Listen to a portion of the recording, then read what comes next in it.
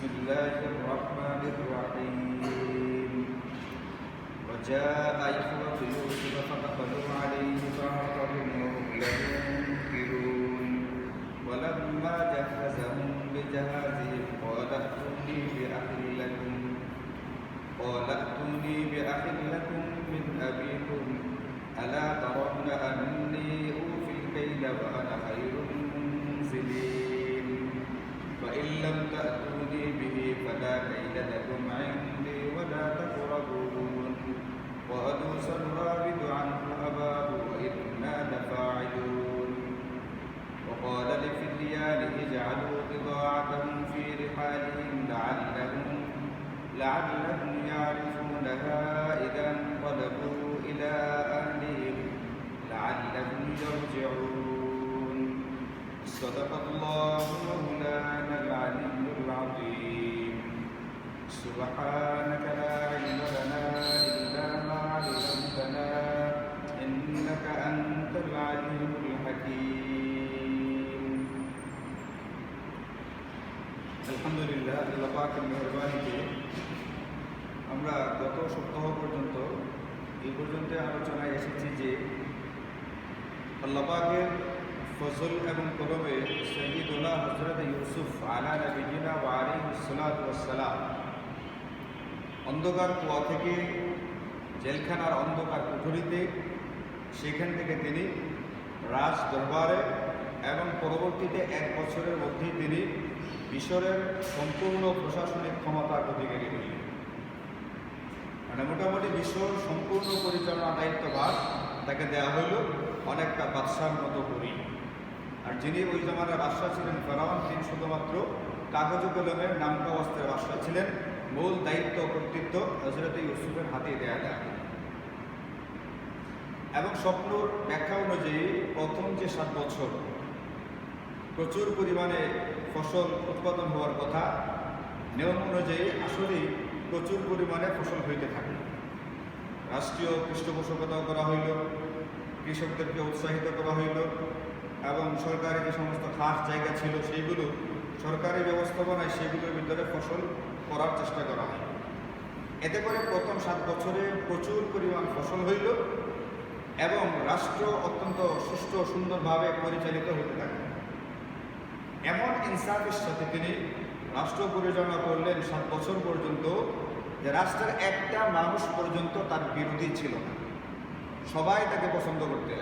অত্যন্ত সুন্দর একটা ইনসাফপূর্ণ রাষ্ট্র ব্যবস্থা তিনি পরিচালনা করলেন। এভাবে কাটতে কাটতে 7 বছর পার হয়ে গেছে।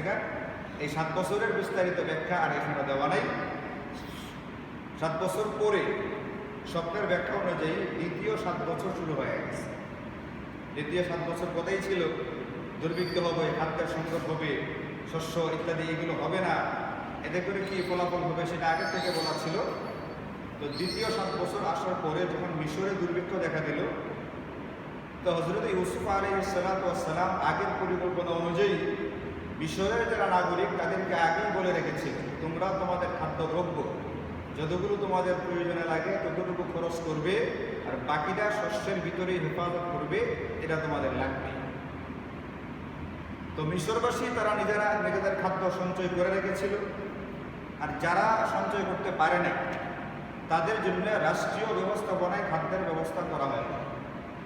এখন মিশর যখন দুর্ভিক্ষের মুখোমুখি হয়েছে, তো সেই সময়কার অবস্থা হলো এটা, মিশরের দুর্ভিক্ষটা মিশরে থাকলো না। এই দুর্ভিক্ষ সীমাবদ্ধতা মিশরের ভিতরে রইল না, এটা আস্তে আস্তে মিশরের যে সীমানা আছে সীমানা ডিঙ্গাইয়া আশেপাশে ছড়ায় পড়ে। এতে করে একদিকে যেরকম মিশরের যারা অভাবী, যাদের যথেষ্ট পরিমাণ খোরাক সঞ্চয় করা ছিল না, এদেরকে যেরকম খাদ্য দ্রব্য দেওয়ার প্রয়োজন হইতেছিল, যারা আশেপাশে অন্য রাষ্ট্র ছিল তাদেরকেও খাদ্য দ্রব্য দেওয়ার প্রয়োজনীয়তা দেখা যায়। কারণ মিশরবাসী তো রাষ্ট্রীয়ভাবে মিশরের নাগরিক হওয়ার কারণে স্বাভাবিকভাবে খাবার পাচ্ছিল, কিন্তু যারা মিশরের বাইরে তারা খবর শুনল যে মিশরে বর্তমানে যিনি বাদশাহ আছেন তিনি অত্যন্ত রহম দিলওয়ালা একজন ব্যক্তি, অত্যন্ত দয়াবান একজন ব্যক্তি। তিনি যারা মিশরের না তাদেরকেও হালকা নামমাত্র মূল্য গ্রহণ করে খাবার দাবার ইত্যাদি দিয়ে থাকেন। এখন যখন এই দুর্ভিক্ষ মিশর পার হইয়া মিশরের আশেপাশে ছড়াই গেছে। তো মিশরের পাশেই হলো বর্তমান ফিলিস্তিন। এই ফিলিস্তিনের একটা জায়গার নাম ওই সময় ছিল কেনান। বর্তমানে এই শহরটা এখনো আছে। এই শহরের নাম হলো শহরে খালিল। এখানে হযরত ইব্রাহিম, তার ছেলে হযরত ইসহাক, তার ছেলে হযরত ইয়াকুব এবং তার ছেলে আমাদের এই সূরা যাকে কেন্দ্র করে হযরত ইউসুফ, এই চারজনের কবরই এই বর্তমানে ফিলিস্তিনের শহরে খালিলের ভিতরে অবস্থিত আছে। এটা তাফসীরে মাআরিফুল কুরআনের ভিতরে মুফতি শফি রাহিমাহুল্লাহ লিখছেন। তো ওই সময়কার এই শহরটা ছিল কেনান, যেটা হযরত ইয়াকুব আলাইহিস সালাম মানে হযরত ইউসুফের আব্বা, ওনার জন্মস্থান, জন্মভূমি, মাতৃভূমি, তিনি ওখানে বসবাস করেন তার ছেলেদেরকে নিয়ে, সন্তানদেরকে নিয়ে। এই দুর্ভিক্ষ ওখান পর্যন্ত ছড়ায় গেছে। তো তাদেরকে দুর্ভিক্ষও পাইছে, আবার তাদের কাছে খবরটাও গেছে যে দুর্ভিক্ষ দেখা দিলেও মিশরে আমাদেরকে খাবার দেওয়ার মতো একজন বাদশা আছেন, তার কাছে গেলে স্বল্প মূল্যে খাবার পাওয়া যাবে। এই জন্য তিনি তার ছেলেদেরকে বললেন, তোমরা যাও, তোমরা মিশরে যাও এবং মিশর থেকে খাবার সংগ্রহ করো। এখন তার ভাইয়েরা এই খাবার সংগ্রহ করবার জন্যে মিশরে আসতেছে। তো মিশরে যখন আসবেন তখন এই খবরটাও তারা শুনছেন যে ওই বাদশাহ একজনকে তার সাওয়ারিতে একবারে যতটুকু খাবার দেওয়া যায় এতটুকু খাবার দেন, এর বেশি দেন না। ওই জামানার সাওয়ারি ছিল উট, মানে একজন ব্যক্তি কে একটা উটে যে পরিমাণ খাদ্যদ্রব্য বহন করতে পারে এই পরিমাণ দেন, এর চেয়ে বেশি দেন না। এখন ওই জামানায় কতটুকু বহন করতে পারে এটা তাফসীরে কিতাবে লিখছে, একটা উট এক ওয়াসা সমান সমান 60 সা, এক সাতে হয় 350। এই হিসাবে আমাদের বর্তমান হিসাবে হচ্ছে 210 সের। তো 210 সের যদি হয়ে থাকে তাহলে 5 মণ 10 সের হয়। একজনকে 5 মণ 10 সের খাবার তিনি দিয়ে থাকেন। এখন যদি একজন ছেলেকে পাঠান তাহলে তো 5 মণ 10 সের পাবেন, এটা সবাইকে খেতে হবে। দুইজনকে বানালে 10 মণ 20 সের দিবেন, এটা সবাইকে খেতে হবে। এটা তো আমাদের সংসারে যথেষ্ট পরিমাণ খোরাক হিসাবে হবে না। আমাদের পরিবারটা বড়, লোকজন বেশি, এক দেশ থেকে আরেক দেশে যেতে হবে, অনেক দূরে বারবার যাওয়া সম্ভব করে না। এই জন্য তিনি তার 10টা ছেলেকেই পাঠিয়ে দেন। 10 জনকে বললেন 10টা উট নিয়ে যাও, তোমরাকে খাদ্যদ্রব্য সংগ্রহ করে নিয়ে আসো। 10 জন একবারে গেলে 10 ফুট পরিমাণ খাবার পাওয়া যাবে, এই আশায় তিনি তাদেরকে ওখানে পাঠাইলেন খাদ্যদ্রব্য সংগ্রহ করবার জন্য। এখন যিনি পাঠাচ্ছেন তিনি একজন নবী হযরত ইয়াকুব আলাইহিস সালাম। দুর্ভিক্ষের সময় খাবারের জন্য এক দেশ থেকে আরেক দেশে লোক পাঠাচ্ছে। তাওয়াক্কুলের কোনো সমস্যা আছে এখানে? যারা বলে তাওয়াক্কুল মানে হচ্ছে আল্লাহর উপর ভরসা করে চুপচাপ বসে থাকবে, তাদের এই কথা সহি না। তাওয়াক্কুল মানে হচ্ছে আমার যতটুকু করার ততটুকু করে এরপরে আল্লাহ পাকের উপরে ভরসা করতে হবে, এখন দেখি কি ব্যবস্থা হয়।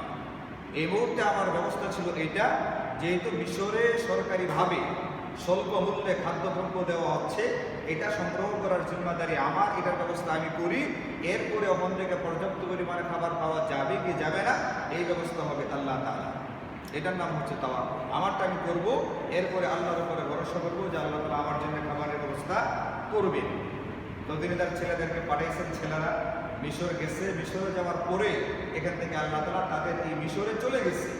এখান থেকে তিনি এই রূপতে বলতেছেন, وجاء إخوة يوسف فدخلوا عليه فعرفهم وهم له منكرون।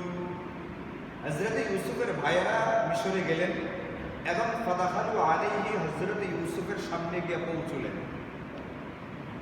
ইউসুফের সামনে কেন যেতেন? ইনি গোটা মিশর রাষ্ট্রের প্রধান। যে সাধারণ খাদ্যদ্রব্য টিসিবির পণ্য বিতরণ করে, এখানে তো ডিসি সাহেব বিতরণ করে, সাধারণ কিছু লোক দেওয়া হয় এরা বিতরণ করে।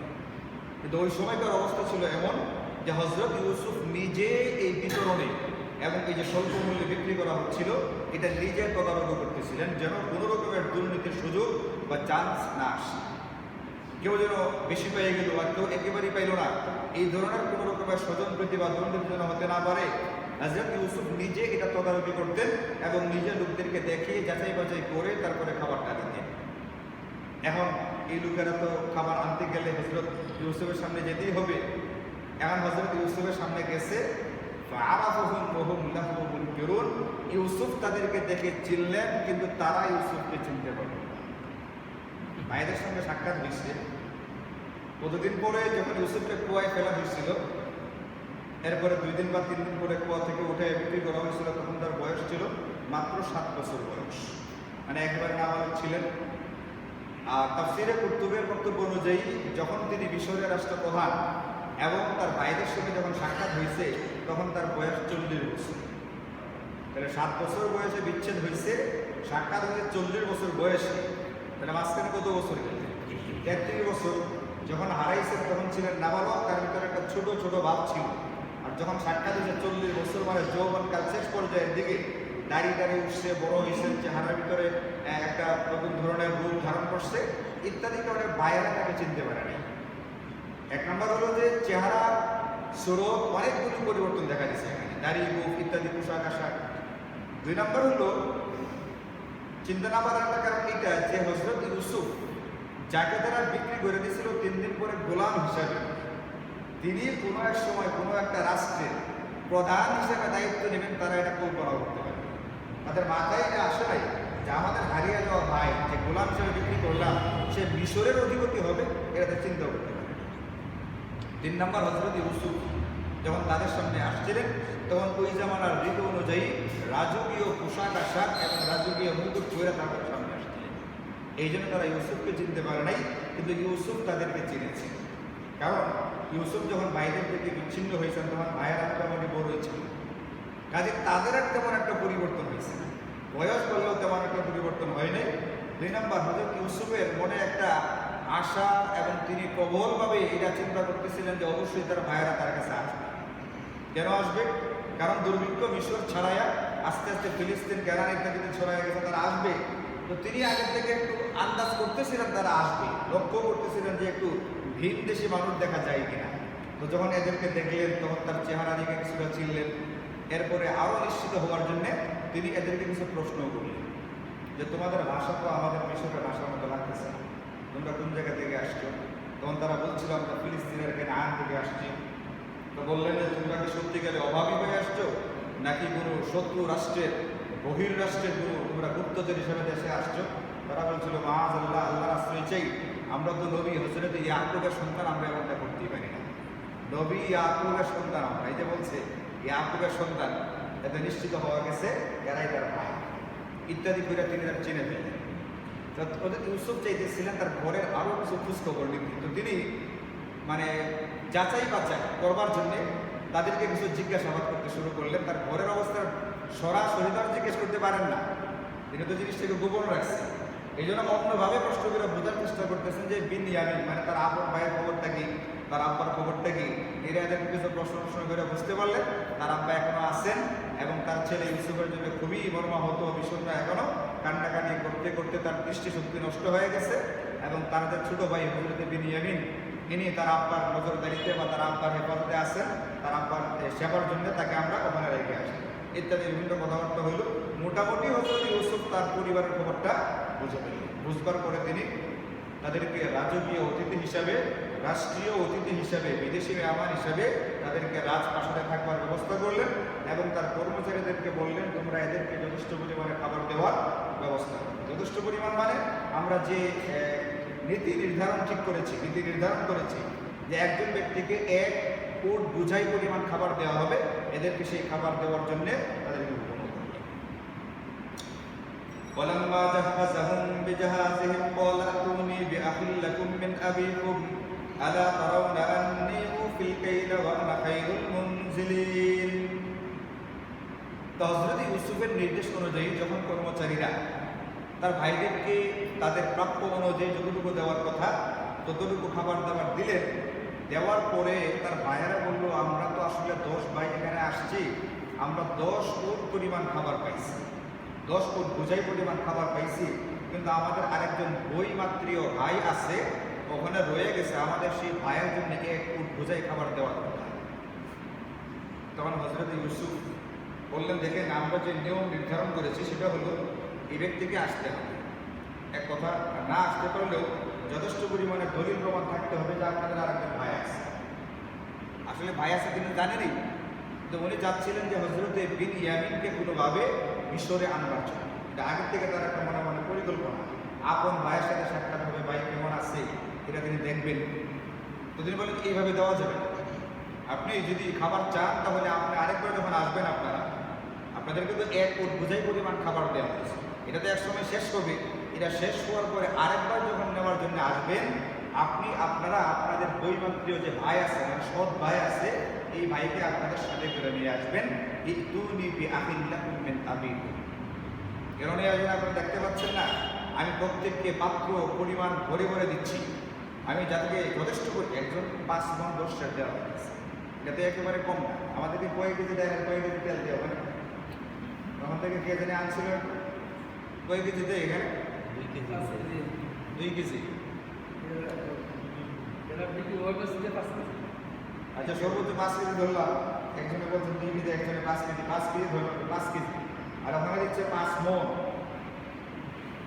তো এতটা দেখতেছো, আমি তোমাদেরকে যথেষ্ট পরিমাণে খাবার দিচ্ছি, প্রচুর পরিমাণে দিচ্ছি। তো তুমি এটা দেখো, 2 নম্বর ওয়ানা খাইরুল মুনজিলিন, আমি তোমাদেরকে দেখো কত সুন্দর করে মেহমানদেরকে রাজপ্রাসাদে রাজকীয় মেহমান হিসেবে, রাষ্ট্রীয় অতিথি হিসেবে তোমাদেরকে আমি আপ্যায়ন করেছি। তোমরা আমার আচার ব্যবহারটা দেখছো, এই জন্য তোমরা আরেকবার যখন আসবা, তোমাদের ওই যে সৎ ভাই তাকে নিয়ে আসবা, তাহলে আমি তোমাদেরকে এটা দিয়ে নিই। এটা তিনি একটা বাহ্যিক ব্যবস্থা দিলেন বিনিয়ামিনকে মিশরে আনবার জন্য।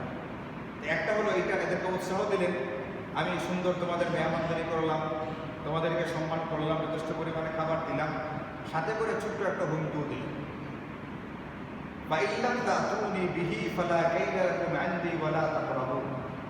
যদি আরেকবার আসার সময় ওই সৎ ভাইকে নিয়ে না আসে, তাহলে আমার কাছে আপনাদের আর কোনো রকমের খাবার পাওনা থাকবে না, এবং লা তাকরাবুনি, আপনারা আমার কাছে আসতেও পারবেন না। আমার কাছে তারাই আসবে যাদেরকে আমি খাবার দিব, যেহেতু আপনাদের জন্য খাবার বরাদ্দই থাকবে না, আপনারা খাবার প্রত্যেকে পাবেন, আর আমার কাছেই কেন আসবে? বরাদ্দ কেন থাকবে না? বরাদ্দ এই জন্য থাকবে না যে যদি আপনারা আপনাদের সব ভাইকে নিয়ে না আসে, তাহলে আমি ধরে নিব এইটা যে প্রমাণ হবে এইটা আপনারা মিথ্যা কথা বলছেন, এবং মিথ্যা বলে ওর বোঝাই পরিমাণ খাবার বেশি নেওয়ার চেষ্টা করেছেন। এই মিথ্যা বলার অপরাধে আপনাদের বরাদ্দ বাতিল হবে, আপনাদেরকে নতুন করে খাবার দেওয়া হবে না। এই জন্য আপনারা যদি চান যে আবার খাবার নেবেন, তাহলে আরেকবার আসবার সময় অবশ্যই ছোট ভাই বিনিয়ামিন তো বলেন নাই, মানে আপনাদের সৎ ভাইকে সাথে করে নিয়ে আসবেন। এটা একটা জাহিরি বা বাহ্যিক একটা ব্যবস্থা নিচ্ছেন। তো এর জবাবে তার ভাইয়েরা বললেন,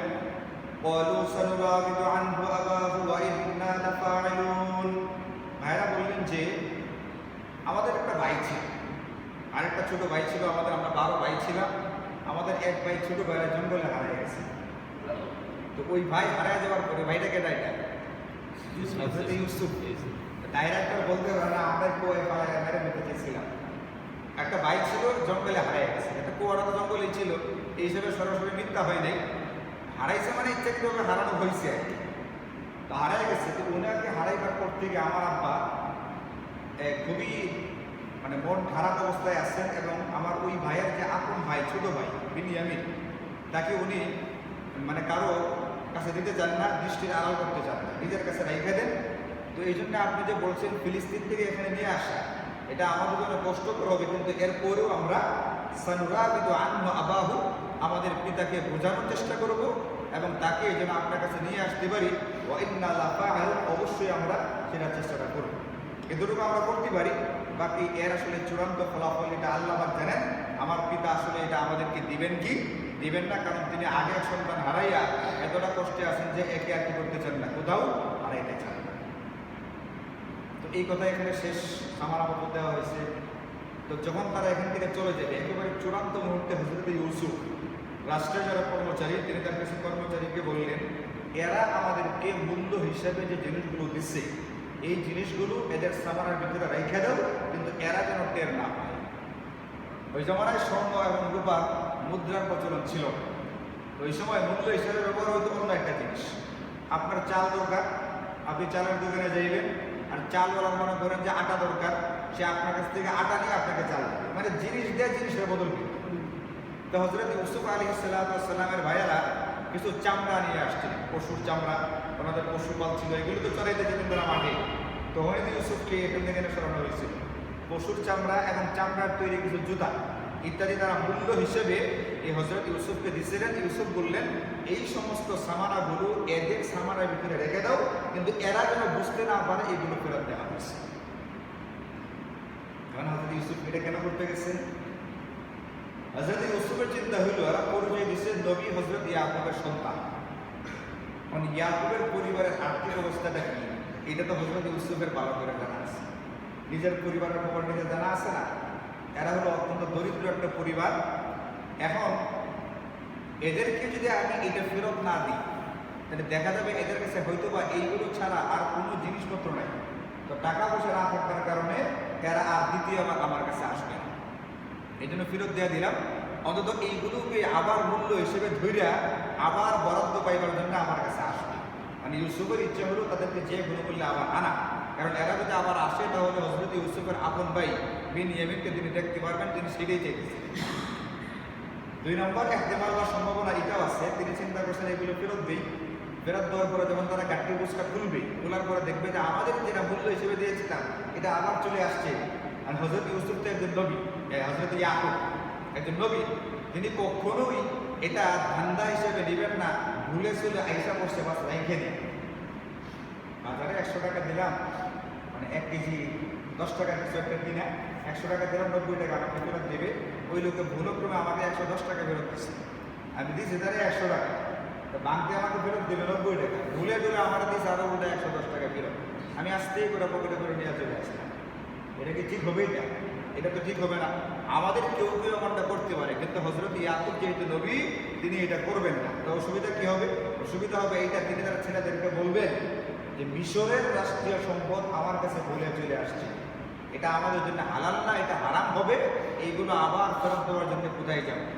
মিশরে যাও, যে ফেরত দিয়ে আসে। যখন ফেরত দিতে যাবে তখন তার দেখা যাবে যে আবার পণ্য আনতে চাইব, এবং এই সময় বিনিয়ামিনকে সাথে করে নিয়ে আসবে। এই একটা চিন্তায় তিনি এটাকে ফেরত দিয়ে আসবেন।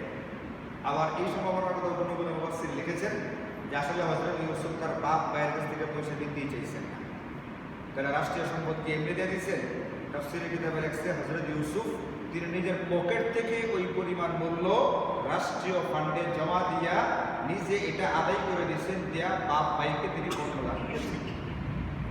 এখানে স্বজনপ্রীতি হয়নি, একটু পরিমাণ অতিরিক্ত দেওয়া হয় না। যদি এটা হয়তো বাবা আর ভাই দুজন আছে, ঠিক আছে এইবার তোমাদেরকে 2 উট বুঝাই অতিরিক্ত দিয়ে দিলাম, যাও এটা নিয়ে যাও, আরেকবার আসার সময় নিয়ে আসবা, এটাও তিনি করে নেন। 10 জনকে 10 উট বুঝাই পরিমাণ খাবার দিচ্ছেন, মূল্যরা নিজের পকেট থেকে এইগুলো দিয়া তারপরে এদেরকে বিদায় দিচ্ছেন।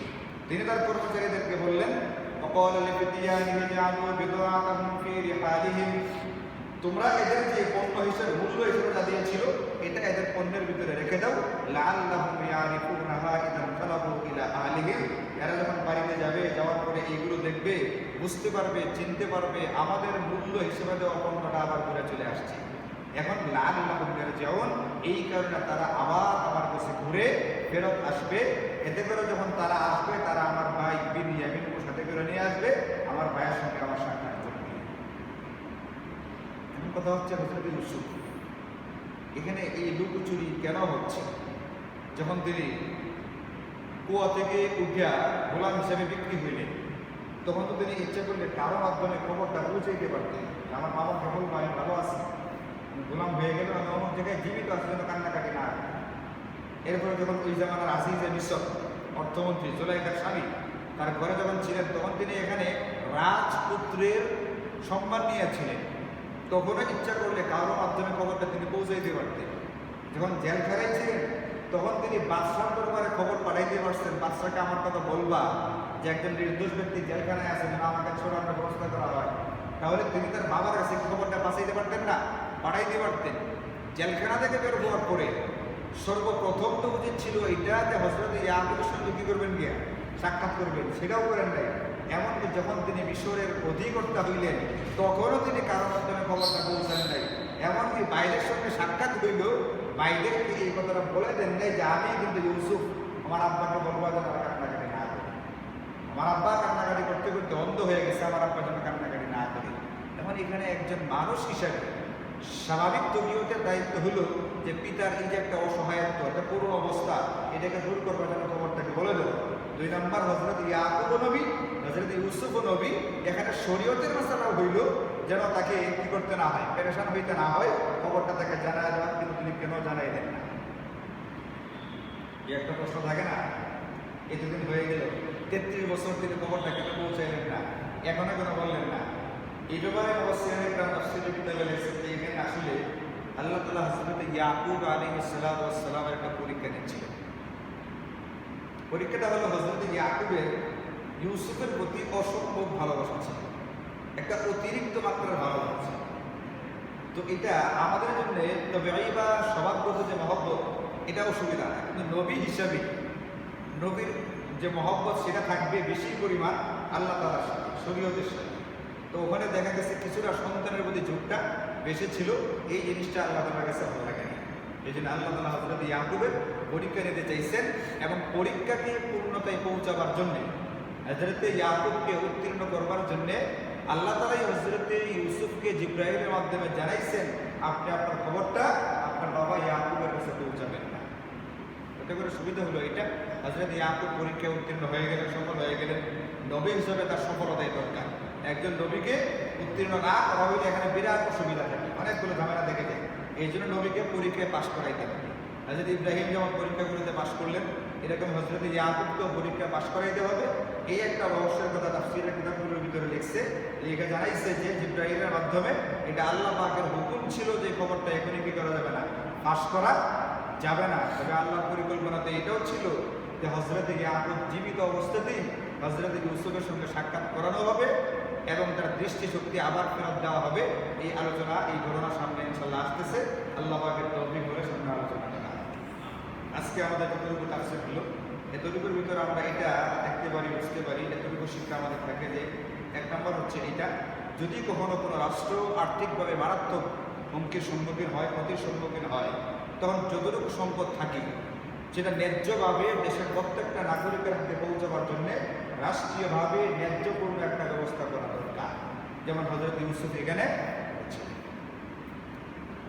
দুই নম্বর, যদি কোনো ভিন দেশি বা কোনো মুসাফির থাকে তাহলে এই মুসাফিরদের জন্য যথাযথ আপ্যায়ন এবং মেহমানদারির ব্যবস্থা করা উচিত, যেমন হযরত ইউসুফ তার ভাইদেরকে করেছেন। তার ভাইয়েরা কিন্তু তার তাকে হত্যা করতে চাইছে, তিনি সেগুলোর দিকে মনোযোগই দেন নাই, তিনি যথাযথভাবে তাদের মেহমানদারি করার চেষ্টা করেছেন। তিন নম্বর, যদি কারো কাছে কোনো রকমের ক্ষমতা থাকে তাহলে সেই ক্ষমতা অপব্যবহার করা যাবে না। জনগণের সম্পদ নিজে ভোগ করা দূরের কথা, জনগণের ভিতরে বন্টন করার সময় যেন এদিক সেদিক না হয়, এটাকে লক্ষ্য রাখতে হবে।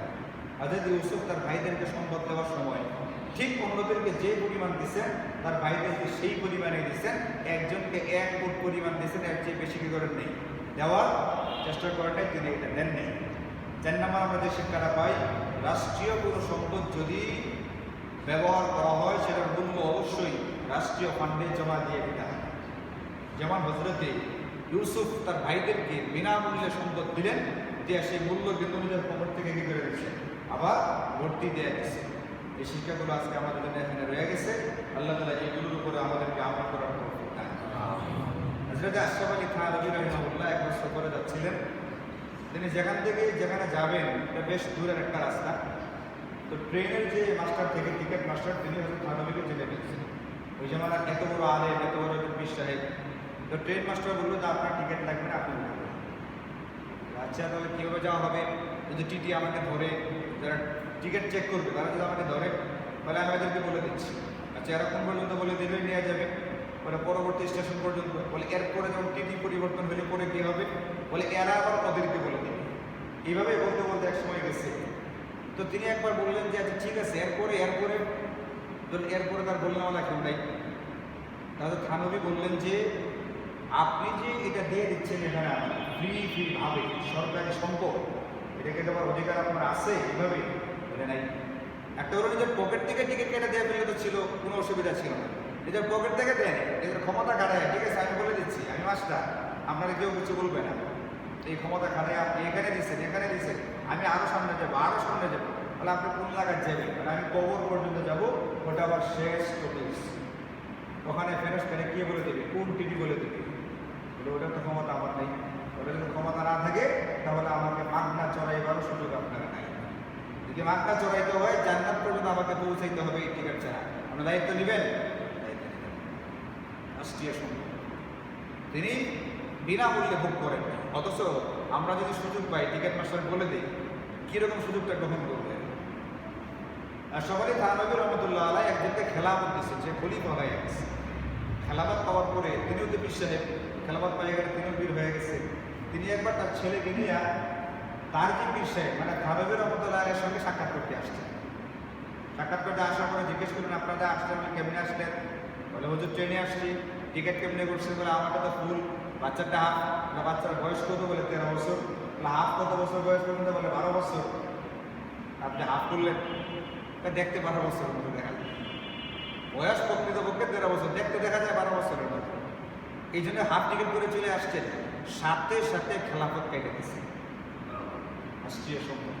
এই জন্য উনি বলছেন, আমাদের লেখার কিতাব মাসালা লেখছে, যদি কোনোভাবে কারো দ্বারা রাষ্ট্রীয় সম্পদ এরকমভাবে ভোগ করা হয়ে গিয়া থাকে, তাহলে এটা রাষ্ট্রীয় ফান্ডে জমা দিতে হবে।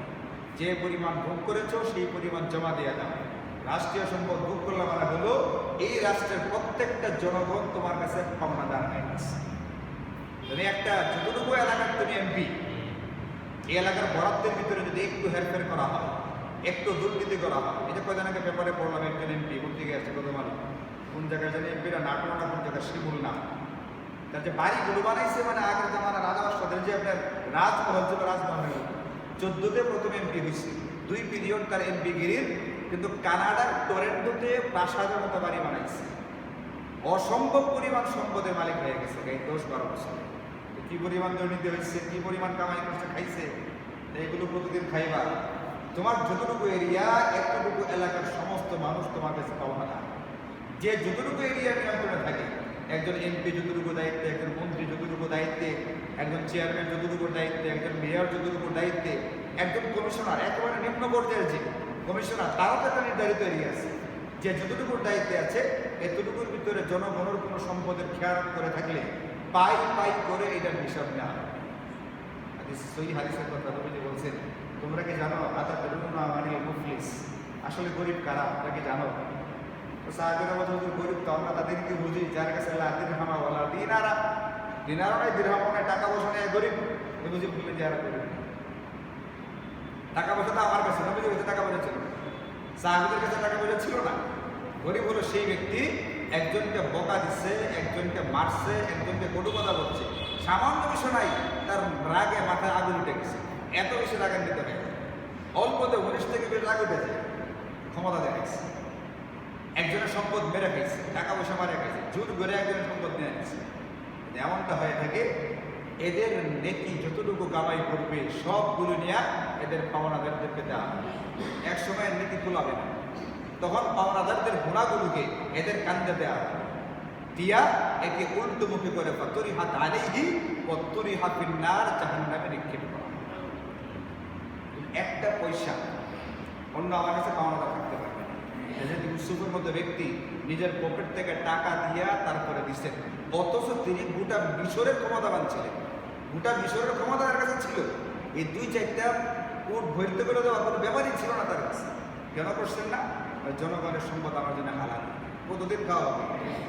এই জন্য আল্লাহ তাআলা আমাদের সকলকে হুকুকুল ইবাদ, বান্দার হক, যেটা বান্দার হক খাওয়া থেকে আমাদের সকলকে হেফাজত করুন। কানাতিন নারু আওলা বিহি, নবীজি বলছেন যে দেহ অন্যের সম্পদ দ্বারা গড়ে রক্ত বা গোশত তৈরি হয়, এই দেহ মূলত জাহান্নামের জন্য তৈরি হচ্ছে। এই দেহ জান্নাতে যেতে পারবে না, এই দুর্গন্ধযুক্ত রক্ত নিয়ে গোশত নিয়ে এটা জান্নাতে ঢুকতে পারবে না। আল্লাহ তাআলা আমাদের সকলকে আজকের তাফসীর থেকে যতটুকু আমরা শিক্ষা পেলাম এটার উপরে আমল করার তৌফিক দান করুন। আলহামদুলিল্লাহ।